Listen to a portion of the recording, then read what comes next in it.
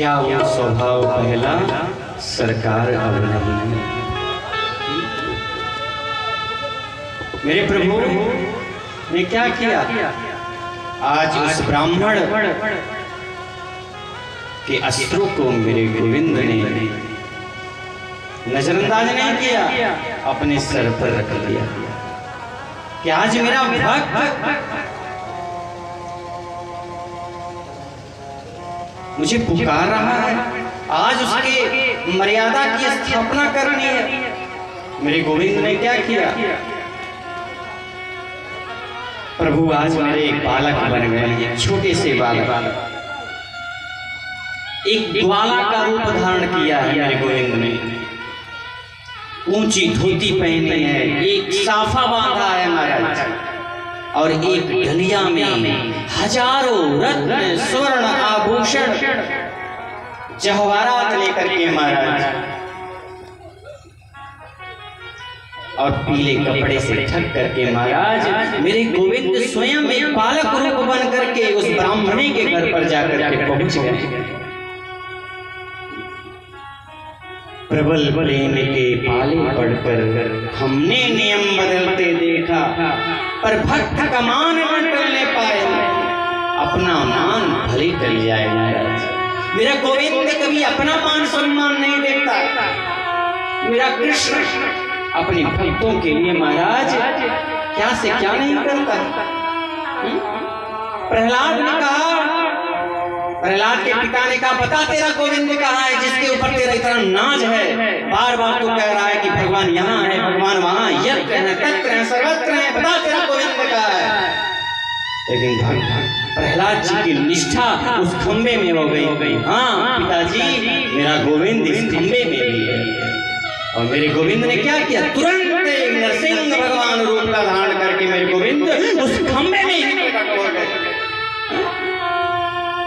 द्रौपदी ने कहा, कब आओगी लाज बचाने? अरे मैं दुनिया से भीख मांग चुकी, अगर आज मैं नंगी हो जाऊंगी तो मुझे अपनी कोई चिंता नहीं है गोविंद।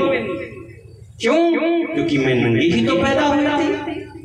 अरे मैं नंगी ही पैदा हुई थी, नंगी हो जाऊंगी तो कोई बहुत बड़ी बात नहीं। लेकिन गोविंद आज मेरा सवाल नहीं है, आज तेरा सवाल है। लोग तुम्हें भजना छोड़ देंगे, लोग तुम्हारी जप की जो माला करते हैं ना, राम नाम कृष्ण नाम, लोग तुम्हारा भजना छोड़ देंगे। मेरे गोविंद ने क्या किया, पाहि पाहि महायोगिन देव देव जगतपते। जैसे ही विकल होकर के द्रौपदी पुकार करती है ना, तो जान ये जो वस्त्र पहनी रहती है ना, जिस वस्त्र को दुशासन खींच रहा था वो वस्त्र भूल गई और चित्कार हो उठी। जान गई संसार का कोई सहारा देने वाला नहीं है। अरे जगत से आशा लेकर के क्या करूं? अगर आज हेल्प भी कर देंगे, सहायता भी कर देंगे, तो कल बीच चौराहे पे जाकर के टोक देंगे कि भैया मैंने तुम्हारा हेल्प किया था। तो जगत से आशा मत रखना मेरे प्यारे, गोविंद से आशा रखना। द्रौपदी ने पहले जगत का आशा किया, तब जाकर के जगदीश्वर का आशा किया। और जब जगदीश्वर का आशा किया तो मेरे गोविंद ने क्या किया, द्वारिकाधीश में बैठे हुए थे, भोजन कर रहे थे। सत्यभामा ने कहा कि प्रभु आप इतने विकल होकर के बैठे हुए हैं, क्या बात है, आप भोजन भी नहीं कर रहे हैं, खाइए ना भोजन, इतना स्वादिष्ट भोजन मैंने अपने हाथों से बनाया। मेरे गोविंद ने कहा कि सत्यभामे आज मुझे एक चिंता सता रही है। देवी ने कहा कौन सी चिंता? आज मेरी जो प्रेयसी है, जो मेरी कभी मैं उसको मित्र मानता हूँ, मेरी दोस्त है वो, आज वो मुझे पुकारना चाहती है, लेकिन सबसे पहले दुनिया को पुकार रही है। इसलिए मैं चिंतित होकर के बैठा हुआ हूँ कि कब मुझे पुकारेगा, क्योंकि मैं उसकी रक्षा करने के लिए एकदम व्याकुल हो रहा हूँ, मुझे पुकारे तो सही। और इधर जैसे ही द्रौपदी ने पुकारा है महाराज, अपनी वस्त्र को भूल गई और दोनों हाथों को उठा करके जैसे ही कहा, कृष्ण कृष्ण द्वारिका वासिन, हे द्वारिकावासी श्री कृष्ण मेरी रक्षा करो। तो तुरंत मेरे गोविंद उस भोजन को छोड़ करके तुरंत चल पड़े हैं और जाकर के द्रौपदी की रक्षा की। और आप लोग जानते हैं कैसे रक्षा किया है मेरे गोविंद ने। 10 सहस्त्र गज बल बढ़ो घट्यो न 10 गज दुशासन साड़ी खींचते में जा रहा है, लेकिन जो है वो वस्त्र कम नहीं हुआ। मेरे भगवान ने क्या किया है? अपने भक्त की स्थापना के लिए, मर्यादा की स्थापना के लिए मेरे गोविंद क्या नहीं करते महाराज हैं? भगवान ने एक और रूप धारण कर लिया। 24 अवतार अभी आप लोग सुनेंगे, भगवान के 24 अवतार हैं, लेकिन यहाँ मेरे गोविंद ने एक और अवतार धारण कर लिया, एक वस्त्रावतार धारण कर लिया। बोले कृपा सिंधु भगवान की। भगवान ने वस्त्रावतार धारण कर लिया। अब आकर के मेरे गोविंद ने द्रौपदी की लाज बचाई। तो अपने भक्त की मान मर्यादा को बचाने के लिए अपने मान सम्मान को ताक पर रख देता है मेरा गोविंद। चल पड़ा जवाहरात लेकर के, सोने चांदी लेकर के ब्राह्मणी के दरवाजे पर पहुंचता है महाराज। ब्राह्मणी ने देखा कि मेरे दरवाजे पर कोई बालक आया हुआ है। जाकर के पूछा, आप कौन हैं? तो उन्होंने कहा, मैं बोल नहीं सकता हूँ, मैं गूंगा हूँ। अहम निर्वाकस्मि, मैं निर्वाक हूँ, मैं बोल नहीं सकता हूँ। इशारा कर दिया मेरा गोविंद। मूकम करोति वाचालम। अरे जो गूंगे को बोलने सिखा देता है महाराज, बड़बोड़ा बना देता है। मूकम करोति वाचालम, जिनको बोलना नहीं आता महाराज, जो बोलने वाला हो जाता है। किसकी कृपा? गोविंद की कृपा है। मेरी इतनी शक्ति सामर्थ्य कहाँ से पैदा हुई कि मैं आप लोगों को कथा सुना पा रहा हूँ? गोविंद की तो कृपा है। मेरा अपना कोई शक्ति सामर्थ्य क्या नहीं। जो गूंगे आदमी को बड़बोला बना देता है, जो लंगड़े आदमी को हिमालय की पर्वत की चोटी पर जाकर के बैठा देता है महाराज। और आज वही गोविंद क्या बना हुआ? गूंगा बना हुआ है। कहा कि मैं गूंगा हूँ, मैं निर्वाक हूँ, बोल नहीं सकता। इशारा किया, पेन कॉपी लेकर के आओ। और बंधु उस ब्राह्मणी ने जैसे ही पेन कॉपी ला करके दिया है, तो मेरे गोविंद ने उस पेन कॉपी पर लिख दिया। क्या लिखा? कि मैं निर्वाक हूँ, मैं बोल नहीं सकता। अरे तेरे पति मेरे यहाँ कई वर्षों से काम कर रहे थे। तेरे पति मेरे यहाँ कई वर्षों से काम कर रहे थे, लेकिन अपनी मजदूरी नहीं ले रहे थे। आज मुझे यहीं से पता चला है कि तुझे धन की आवश्यकता है, तो मैं स्वयं चल पड़ा देने के लिए। बंधुओं, ब्राह्मणी प्रसन्न हो गई। अच्छा, मेरे पति इतने छुपे रुस्तम हैं कि मेरे पीठ पीछे कहते हैं मैं भागवत का पाठ करता हूँ ना, और पीठ पीछे जाकर किसी दूसरे की नौकरी करते हैं।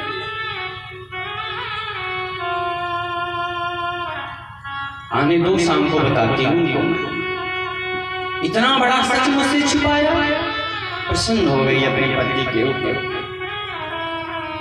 गई खूब सुंदर बाजार किया और महाराज अपने बच्चों के लिए बड़ी सुंदर सुंदर वस्त्र आभूषण लाई है। और उसके बाद घर में धन संपत्ति से महाराज पूरा घर भर दी। पति महाराज सोचे अब शाम का समय हो गया है, शायद पत्नी का मूड ठीक हो गया। चल पड़े अपने घर की ओर। और बंधु जब घर पर जाकर के देखते हैं ना, तो अपने घर का गली भूल जाते हैं। अरे मेरा घर है ना, ये मेरा घर नहीं है। तो फिर पीछे से आते हैं, नहीं घर तो यही है। और जैसे घर के दरवाजे पर पहुंचते हैं महाराज, तो पत्नी जी क्या करती हैं, बढ़िया सोने की थाली में बड़ी सुंदर आरती की तैयारी करती रहती है। आज मेरे पति आएंगे तो उनकी आरती उतारूंगा। बढ़िया रूप सज्जित, बढ़िया सुंदर साड़ी पहन करके, हीरे जवाहरात पहन करके महाराज खड़ी। और जैसे ही पति देवता ने देखा, हो सुबह की आरती तो ठीक थी, लेकिन इस समय की आरती तो समझ में नहीं आ रहा।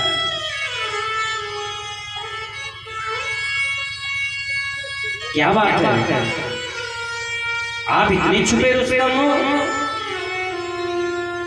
मेरे पीठ पीछे आप नौकरी करते हो। आज आपका स्वामी आया था और गूंगा था वो, और इतना रुपया पैसा दे करके गया है कि अब हम कई पीढ़ियों तक दरिद्र नहीं रहेंगे।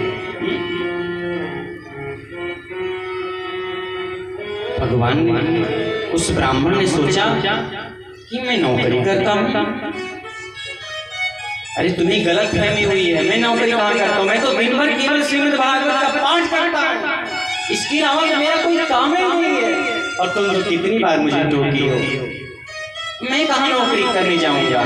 मेरा तो सिर्फ एक ही नौकरी है, भगवान का गुणगान करना। अब हम नहीं जानते, उस आपके स्वामी जी थे ना, निर्वाक थे, गूंगे थे, उन्होंने एक पत्र लिखा है, जाकर उस पत्र को देखिए। उस पत्र में लिखा है, आपके नाम का पत्र है। और बंधु जैसे ही अंदर जाते हैं, पत्नी वो पत्र लाती है, और पत्र जब देखते हैं मेरे गोविंद का, पत्र नहीं था मेरे प्यारे। जैसे उस ब्राह्मण देवता ने उस पत्र को देखा है महाराज, उसमें कोई नहीं लिखा हुआ, लेकिन मैं निर्वाक हूं, मैं बोलने वाला, दुनिया की कोई चीज नहीं लिखी थी। उसमें तो श्रीमद् भागवत की एक एक श्लोक लिखे हुए थे। और जैसे उस ब्राह्मण देवता ने देखा कि अरे तो श्रीमद् भागवत का श्लोक लिखा हुआ है, मानो श्री कृष्ण कहना चाह रहे थे, जगत मजदूरी देते हैं क्या राखे भगवान। जैसे ही उस पत्र को देखा है तो उस ब्राह्मण देवता के नेत्रों से अश्रुपात होने लगे, झरझर आंसू निकलने लगे। अरे मेरा गोविंद इतना दयालु है।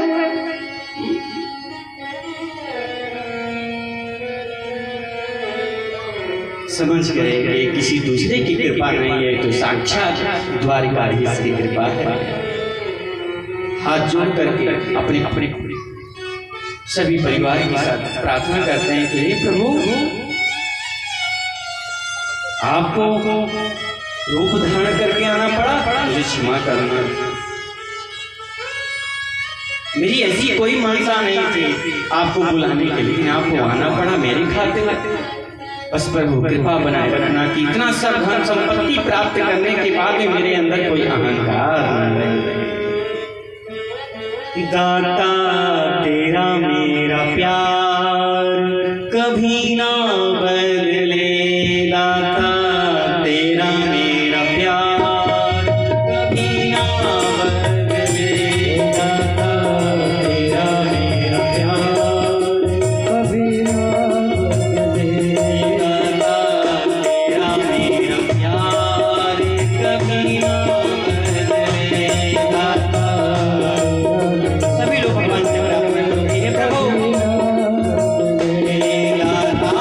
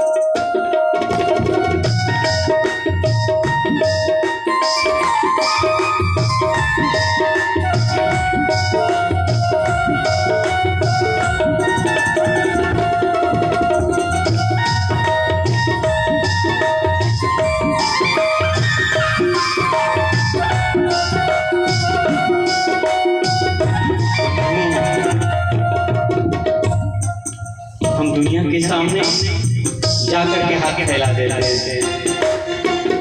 लेकिन मैं कहूँ आपसे ना, दुनिया के सामने कभी हाथ मत फैलाना। दुनिया से मांगोगे तो उम्मीद से कम पाओगे, लेकिन मेरे गोविंद के सामने मांगोगे ना तो उम्मीद से ज्यादा पाओगे। जश्न हो तो यूं ना सोना चाहिए, जश्न हो तो यूं ना सोना चाहिए, कुछ ना कुछ बस्ती में होना चाहिए। अरे जिनको हो मालूम आंसुओं की कीमत, जिनको हो मालूम आंसुओं की कीमत, उनके आगे तो खुल के रोना चाहिए। दाता तेरा मेरा प्यार कभी ना बदले,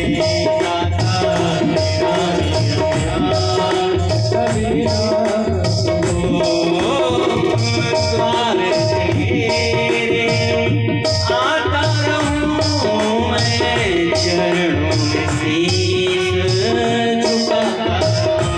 मेरा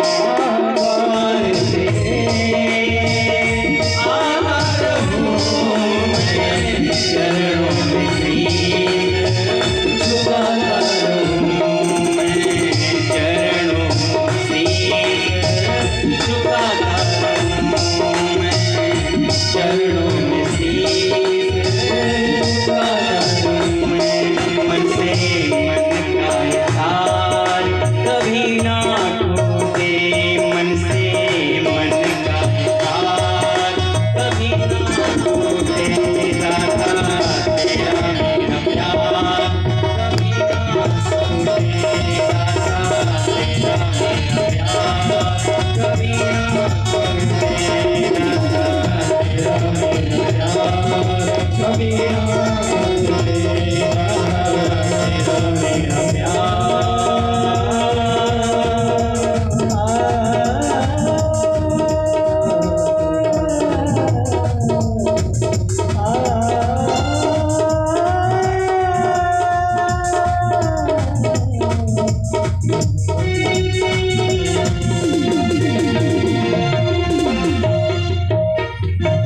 भक्तवत्सल भगवान की बंधुओं, दाता तेरा मेरा प्यार कभी न बदले। अरे संसार के रिश्तेदार बदल जाए महाराज, पर तेरा व्यवहार मेरे प्रति कभी नहीं बदलना चाहिए। अरे हम लोग उनके सामने ज्यादा रोते हैं जिनको आंसुओं की कोई कीमत का पता ही नहीं होता, जिनकी नजरों में तुम्हारे आंसू की कोई वैल्यू नहीं है, उनके लिए तुम जिंदगी भर रोते हो। और जो मेरा परमात्मा तुम्हारा जन्म का रोना बंद कर दे, जन्म जन्म का रोना बंद कर दे महाराज, रोना बंद करा सकता है, उसके आगे हम कभी नहीं रोते। आज वो ब्राह्मण परिवार इतना प्रसन्न हो गया महाराज कि भगवान की कितनी बड़ी कृपा होगी। तो मेरा गोविंद इतना दयालु है, इसको कहने की आवश्यकता नहीं है। पूतना आती है, भगवान जानते हैं कि मुझे मारने के लिए आई है।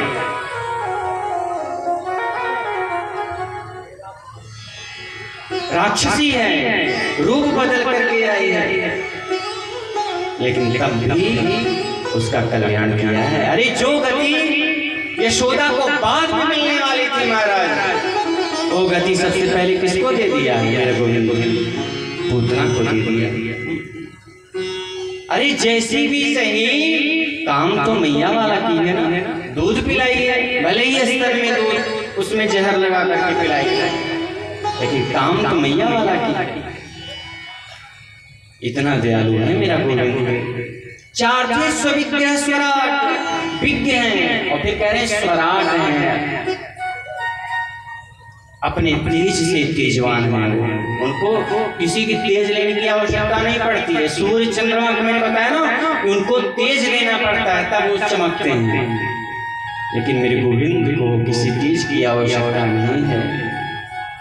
जो अपने तेज से तेजवान हैं, जो स्वराट हैं। गोपियां जो होती थी ना, वो कभी कभी माखन अंधेरे में रख दिया करती थी, कि कन्हैया मेरो यहाँ नहीं पहुंच पाएंगे, क्योंकि लाला भी छोटा है, अंधेरे से डर लगता है।